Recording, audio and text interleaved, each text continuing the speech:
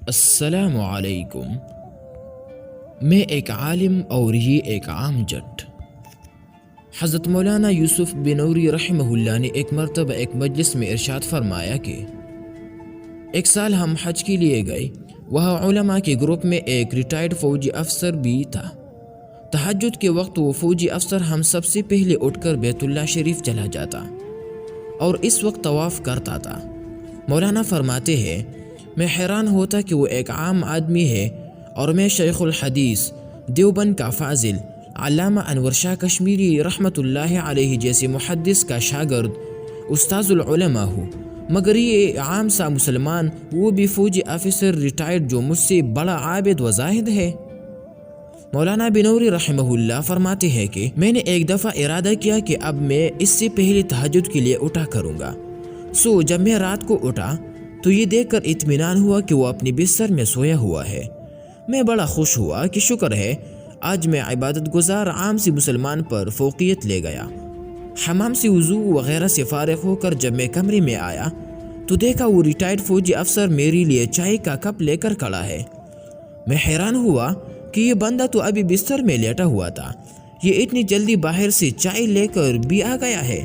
مگر جب بستر پر نگاہ ڈالی تو دیکھا کہ اس کے بستر میں کوئی سو رہا ہے۔ میں نے پوچھا، میاں آپ انسان ہو یا جن؟ یہ آپ کے بستر میں آپ نہیں تو یہ کون ہے؟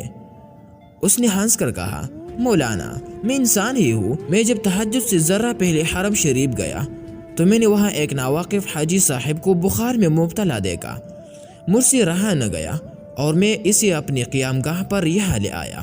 اس کو اپنے بستر میں سلا کر واپس حرم شریف چلا گیا تھا۔ بستر میں یہ میں نہیں بلکہ بیمار حاجی صاحب ہے۔ حضرت بنوری رحمہ اللہ نے حیرت زدہ ہو کر اس سے پوچھا کہ میاں آپ کون ہو؟ جس نے یعنی ایک ریٹائرڈ فوجی نے مجھ جیسے عالم اور شیخ الحدیث کو، دیوبند کے فاضل کو، استاذ العلماء کو، بہت بڑے مدرسے کے محتمم کو، علماء کے گروپ لیڈر کو زہد و تقوی میں پیچھے چھوڑ دیا ہے۔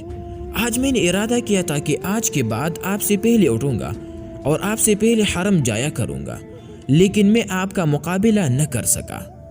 سچ سچ بتا دے کہ آپ ہے کون؟ اس فوجی افسر نے جواب دیا کہ میں شیخ التفسیر مولانا احمد علی لاہوری رحمۃ اللہ علیہ کا مرید ہوں۔